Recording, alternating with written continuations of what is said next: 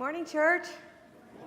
Good morning. Welcome to worship this morning as we celebrate the return and the ministry of the North Carolina Samaritans Purse mission team.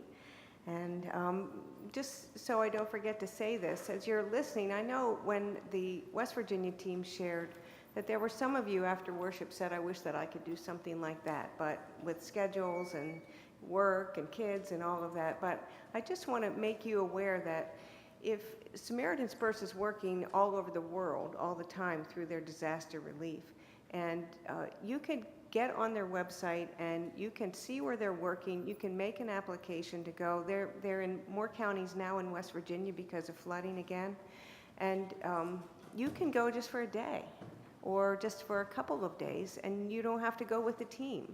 And if you just want to talk more about that, just come and talk to me or talk to Lori as those who are leading the teams, because they make it easy for you to go and to help those who are in need. So just wanted to throw that out. Well, good morning.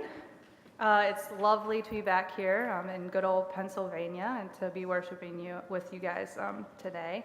I'm just going to share a little bit of background information before a couple other members of our team come up here and speak. So Hurricane Matthew tracked along the east coast of the United States in October 2016. While only a Category 1 hurricane by the time it made landfall in North Carolina, the storm still produced heavy winds and even heavier rain totals. Much of eastern North Carolina was affected by flooding.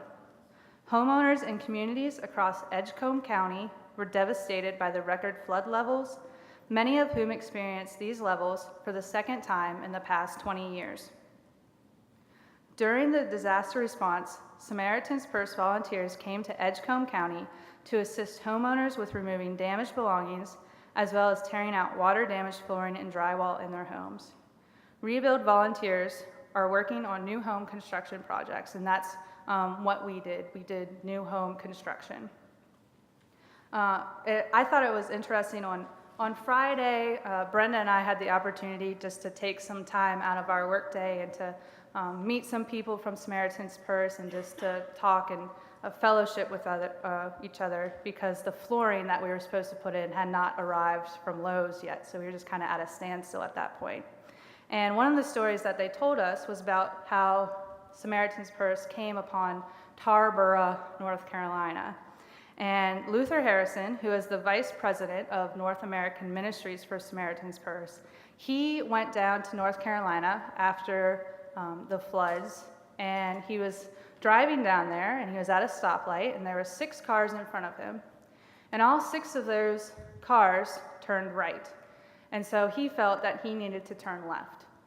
So he went down that road, and he came upon a church. And it was, he walked in the church. No one knew who he was. He was just another face sitting in the back pew of church. And this one man comes up. His name was Deacon Horn. And this was the second time that Deacon's house has been flooded. In 1999, Hurricane Floyd came through and severe floodwaters there. So this is the second time. And his house, the only part that you could see of his house was the peak of his house. And he got up to front of the church and he started speaking. And he just said how grateful he was to God that he was alive, and how joyful he was to still be alive. Even though everything that he owned was gone, he was still praising God that he was alive. And this had an impact on Luther, and he immediately knew that Samaritan's Purse had to come to that part of North Carolina and help people like Deacon restart, to give them hope. And Deacon Horn was the first man to receive a new house from Samaritan's Purse. His house was dedicated a couple weeks ago, and Brenda and I got to meet Deacon and talk to him and look inside his house, and it was good to see the finished product of what we were doing down there. So that was a real blessing for us on Friday. So there was 9 of us that went down to North Carolina, and between the 9 of us on our team, we worked on 4 different houses, all on the stream, on the same road in Pine Tops, North Carolina. Brenda and I got to meet the mayor of Pine Tops. He was a nice man, and he, just wanted to come by, see what Samaritans Purse was doing, check in on them, and he talks a lot at the dedication. So that was really good to see the mayor, supporting Samaritans Purse in the community. So the projects that we worked on ranged from framing, building walls, framing windows, putting in insulation. A lot of the members of the team put in insulation throughout the week, putting a small roof over a wheelchair ramp, installing some baseboard, painting. Finally, the house that I worked on, we were almost at the finishing stages. We were starting to put in flooring on Friday. And these houses were built from the ground up as their owners, many of their owners, were flooded 2, possibly even 3 times previously. And so what Samaritans Purse decided was that instead of rebuilding on the lot that their old house was, that they would move them out of the flood zone. So future flooding would not occur. So either the homeowners themselves acquired the lot that they would build on, or Samaritans Purse acquired it for them. They weren't quite sure, the construction supervisors that we talked with weren't quite sure of all that paperwork because they don't have to worry about it. They just know build here and to go from there. But at the end of it, after the house is finished, the home will be dedicated, and the homeowner will receive the house 100%. It's 100% theirs to the glory of God. So now I'm going to ask Brenda to come up, and she's going to share more about what Samaritans Purse does in like a really broad sense, and then about our partnership and our base camp and our accommodations. Marie will come up and share about the diversity of people and stories that God brought together this past week. And then I'm going to share from Alyssa and Becca about their experience for the week.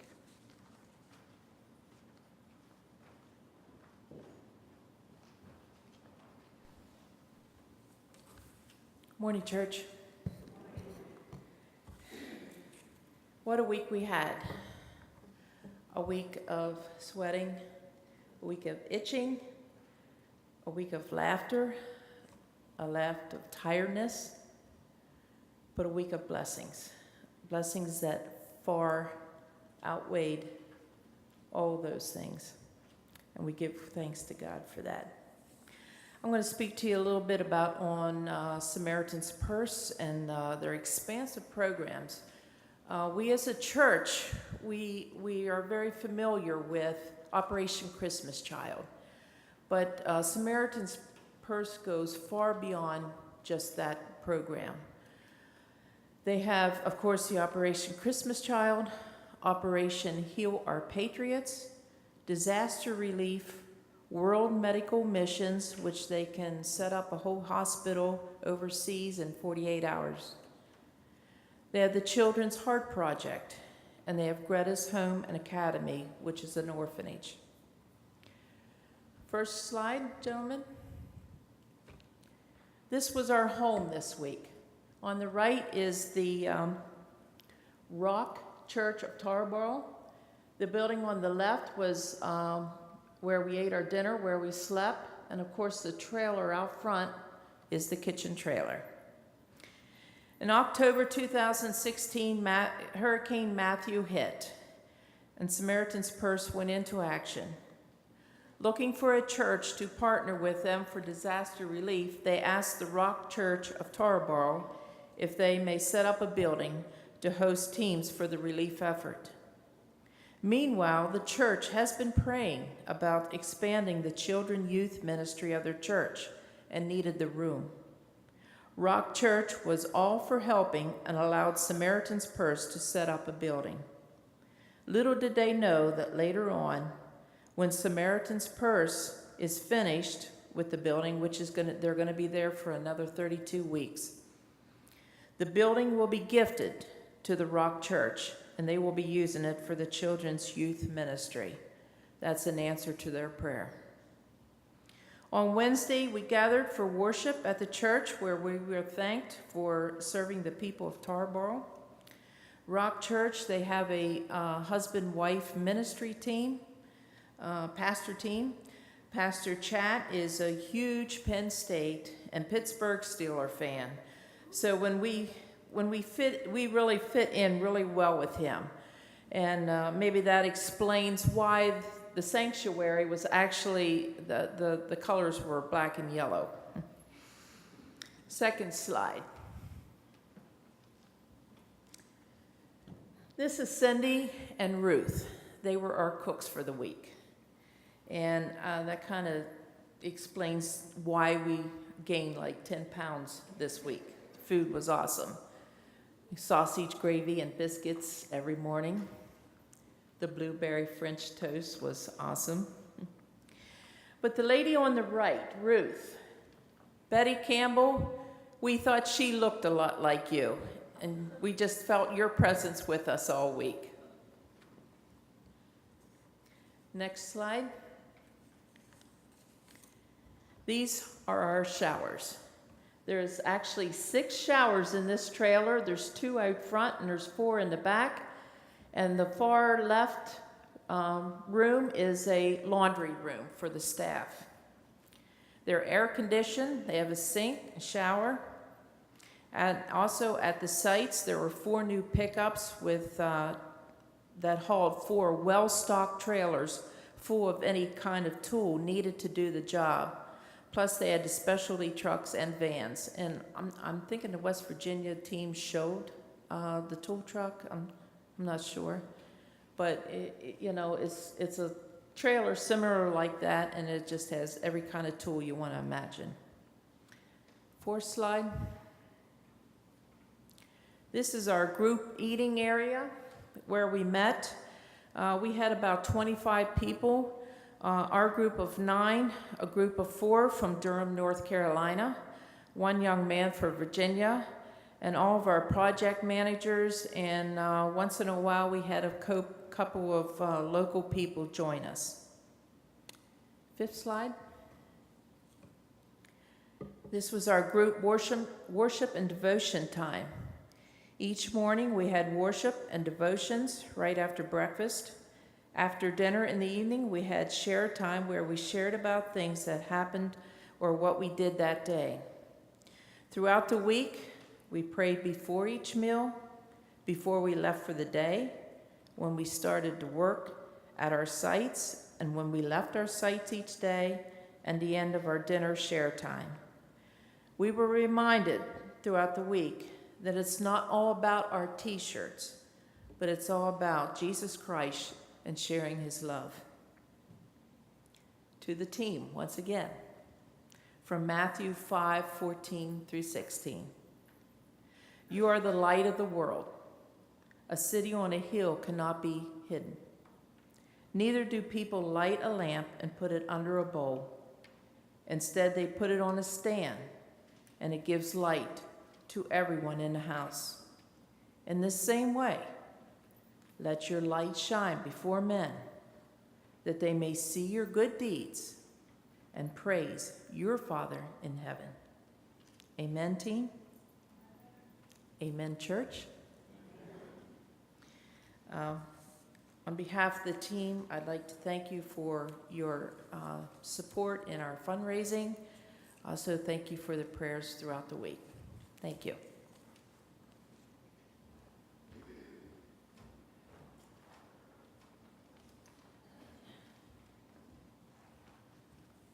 Good morning. When we all go on mission trips, we hear testimonies about our experiences, the person or people we're helping. But I would like to share with you about the other people who join our team of volunteers. I'll start off with our project manager, Freddie, who told us his testimony on Friday morning. He said 2014 was his bad year for stuff that happened to him. His house caught fire. About 4 months, Freddie and his wife were without a home. Then they got settled back in. About a month later went by. When he came home for lunch, he walked in on a burglary in progress in his own home, which resulted in Freddie being shot in the back, the L4 column, which left one side of his body paralyzed. Surgeon said he will never walk again and be in a wheelchair. With help from his wife and friends, Freddie walked out of the hospital with a walker. About a month later, he was using a cane. After that, he leaves his cane in his truck and only uses it if needed. See, God's plan was not for Freddie to die that day. The gun that the burglar used put the wrong size bullet in there, and it got jammed, which means he could not reload. The second person I want to talk about is Gilbert, a retired U.S. Navy SEAL who belonged to the Seabees, who fought in Vietnam War in 1966. Every morning I would ask Gilbert, "How are you doing?" His response was, "Better off than I deserve." See, Gilbert had a hard life that included being in a biker gang, drugs, and theft. He said he hit rock bottom, that death was knocking at his door at only 40 years old. Somehow, with the great works of Christ, he was saved. That was when he believed doing good deeds for Christ would be his way of returning the favor back to God for saving his life, his heart, and soul. The third person is Justin, a young newlywed who always knew he wanted to do work that is pleasing to God. He grew up in a Christian home, but he said, "You have to find your own faith, not faith that your parents made for you, but your personalized relationship with God." So he did. He met his wife while in Japan on a mission trip, who was also a Christian. God had that planned out all along for them. Finally, Clara. We worked with her on Thursday morning till noon. Clara lived down the road from our base camp and had never heard about Samaritans Purse. She really wanted to volunteer and help in her community. So God directed her to Samaritans Purse. Emma, who also talked to Clara, more about Samaritans Purse. Thank you.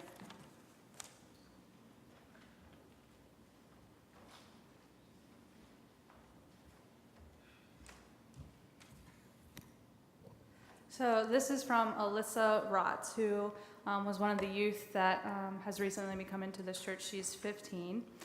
She said, "I would love to do it again because it was such an amazing experience." Her favorite memory was playing charades. Ask Brenda how to sneak out and she'll loudly show you. Don't ask her to play rugby because she will tackle you, and I have a nice bruise on my arm from where her head hit me playing charades. Just all of us laughing together. Her favorite meal, waking up every morning to a wonderfully cooked breakfast with bacon and eggs. Best part of the trip, working together to accomplish something, making the house one step closer to being finished.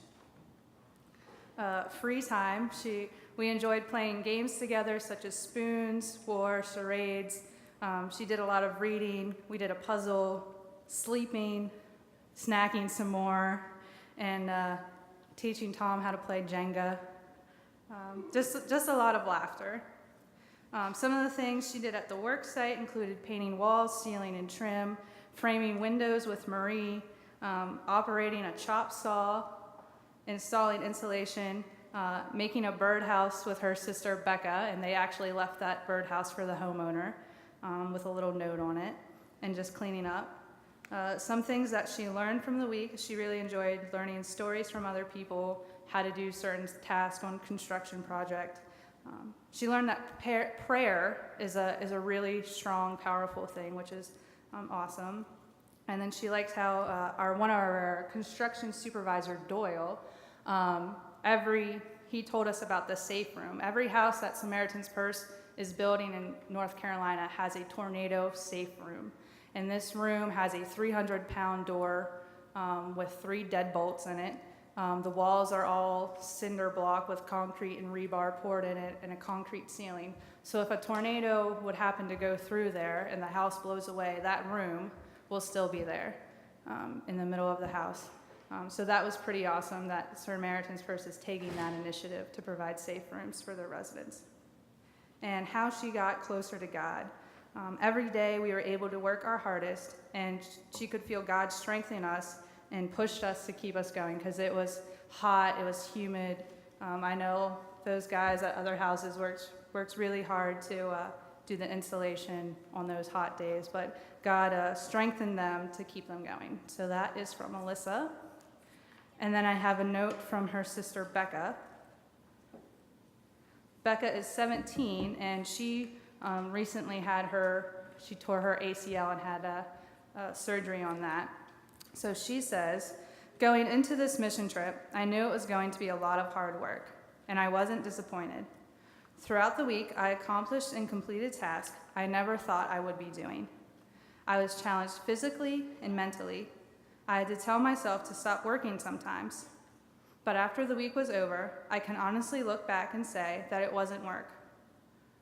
Though the challenges and hardships were plenty, I enjoyed what I did. I enjoyed being with the people, learning new things every day, and serving in Jesus' name.